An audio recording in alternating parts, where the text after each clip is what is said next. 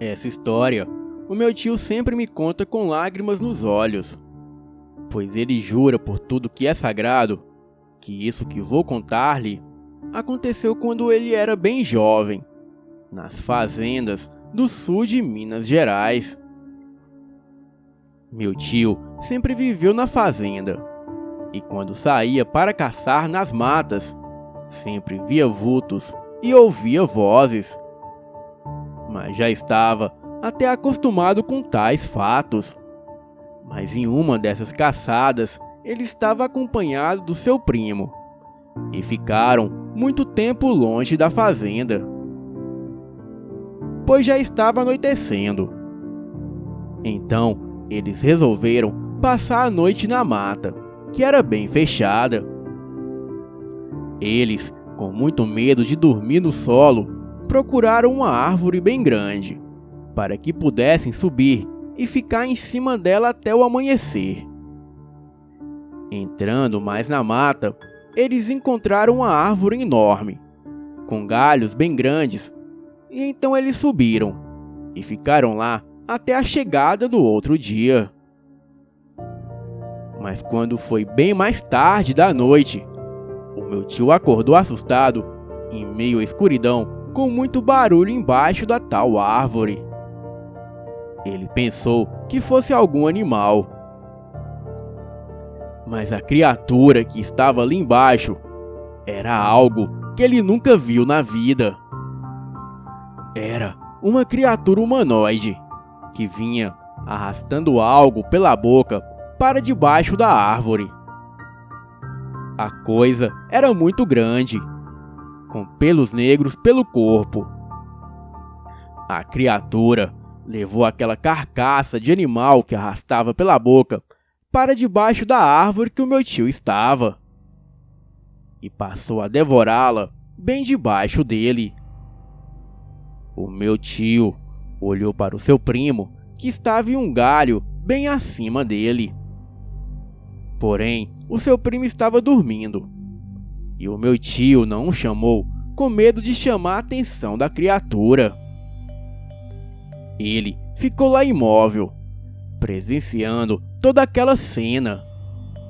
A criatura devorava algo que até então o meu tio achou que era a carcaça de algum animal, pois a coisa rasgava a carne com os dentes e quebrava os ossos da sua caça. Logo, a lua cheia saiu de trás das nuvens, clareando a mata.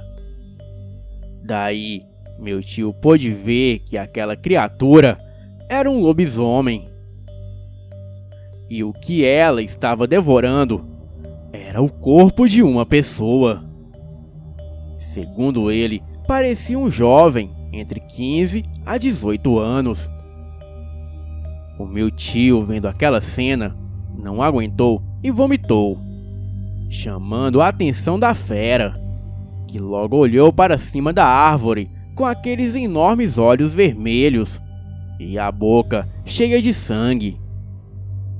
Deu um urro e começou a investir contra a árvore, com socos e cabeçadas. O primo do meu tio acordou desesperado, e os dois ficaram lá quietinhos, abraçados à árvore para não cair. A criatura investia com toda a fúria para derrubar os dois lá de cima, porém sem sucesso. Então, numa última tentativa, a fera urinou embaixo da árvore e em seguida permaneceu ali comendo aquele cadáver. Os dois em cima da árvore só choravam e não diziam uma palavra, mas logo perceberam que aquele forte cheiro de urina estava deixando eles enjoados e tontos. Mas para sorte de ambos, os primeiros raios de sol começaram a aparecer, e a criatura correu para longe dali.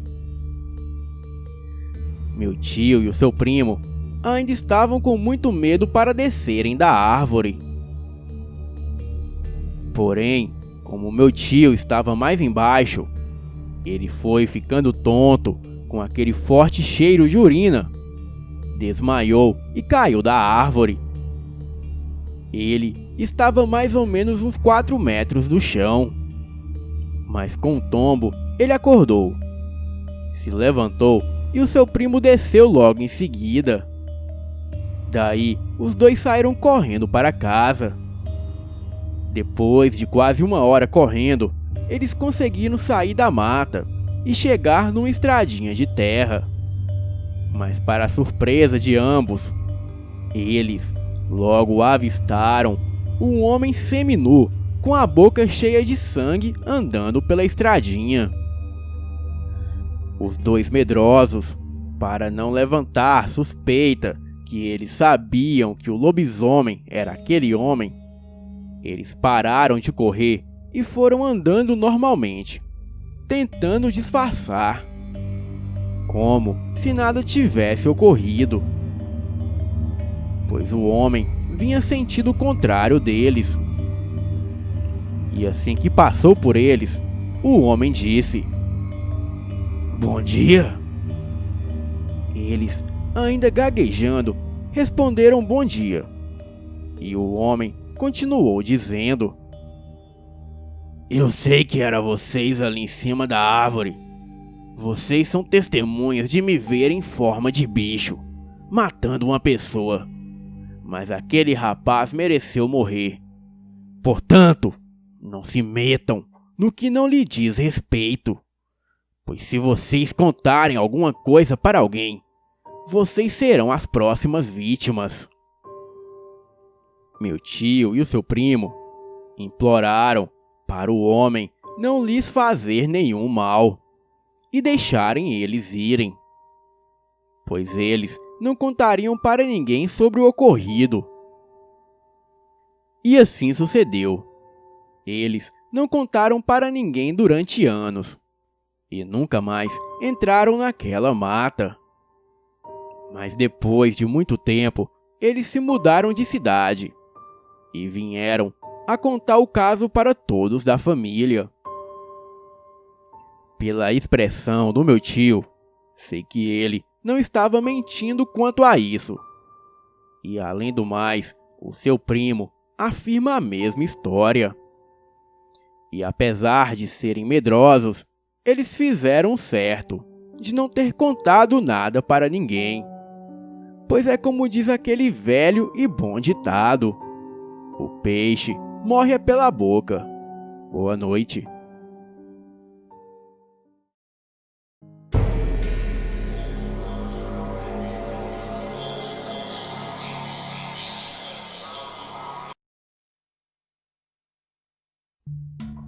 No ano de 2006, eu trabalhava como ajudante de maquinista de trem da empresa Ferro Norte.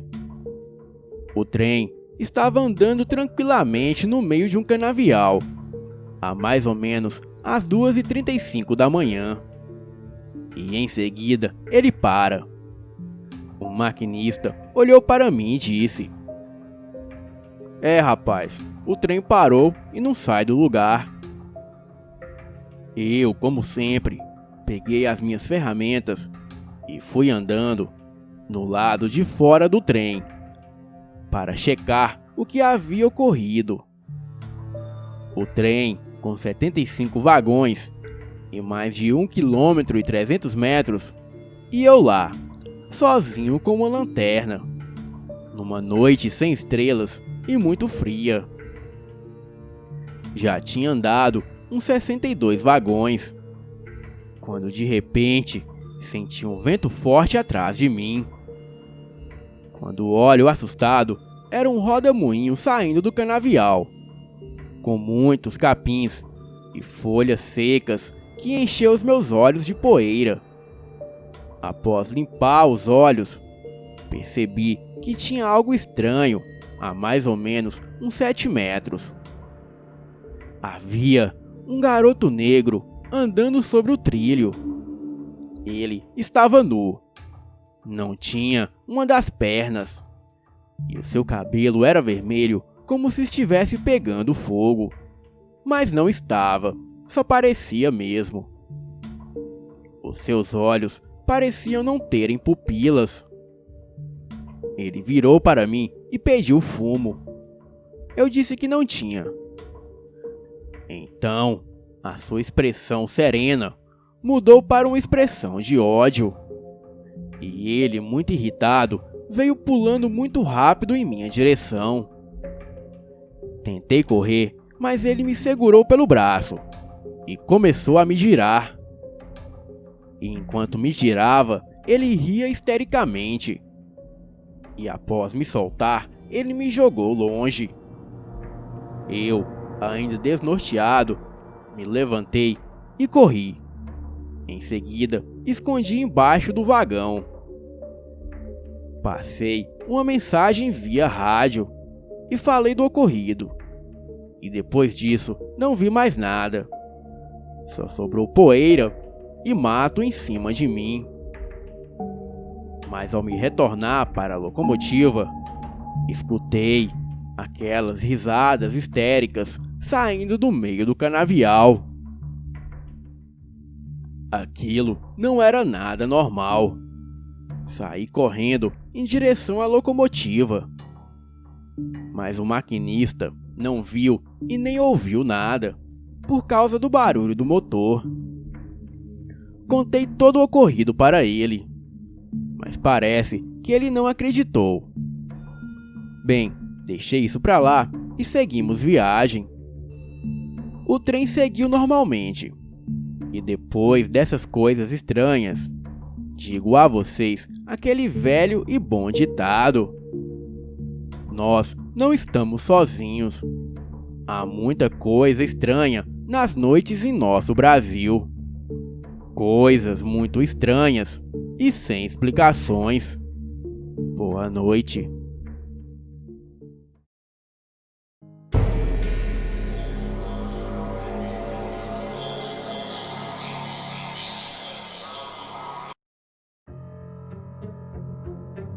Bom, este fato aconteceu em Tombos, no interior de Minas Gerais. E quem contou foi o avô do meu cunhado, que morava lá para aquelas bandas, quando jovem. Ele contou que quando era criança, o seu pai trabalhava no roçado de fazendas vizinhas e que sempre voltava quando o sol estava se pondo. E como não possuía carros naquela época, e muito menos bicicletas naquele lugar, pois eles eram de família pobre. Então, ele vinha sempre caminhando pela trilha que levava à sua casa. Certo dia, quando vinha do roçado, alguns minutos atrasado, percebeu que a iluminação estava um pouco escassa, mas mesmo assim resolveu retornar para casa. E enfrentou a noite sem medo. Ao longo do caminho, ele viu uma figura que pensou ser algum vizinho e ficou aliviado. O que era bom, pois assim não estaria mais só naquele lugar. Continuou caminhando em direção à figura. E daí começou a não reconhecê-la. E já não sabia de quem se tratava, pois esta se tornava cada vez mais alta, e ele também não era assim tão alto. Ele foi reparando que a tal figura crescia mais e mais, e se aproximou dele. Quando estavam frente a frente, a figura já tinha o triplo do seu tamanho, e esta se inclinou, e mesmo sem rosto, encarou ele e disse como que sussurrando: Não é você que eu quero. E passando por ele, seguiu seu caminho. O homem assustado chegou o mais rápido possível em casa e contou este fato para o seu filho, depois deste já estar bem adulto. Meu povo, este fato me lembra aquele velho e bom ditado: cuidado, pois mesmo sendo inocente, você pode estar na hora e no lugar errado. Boa noite.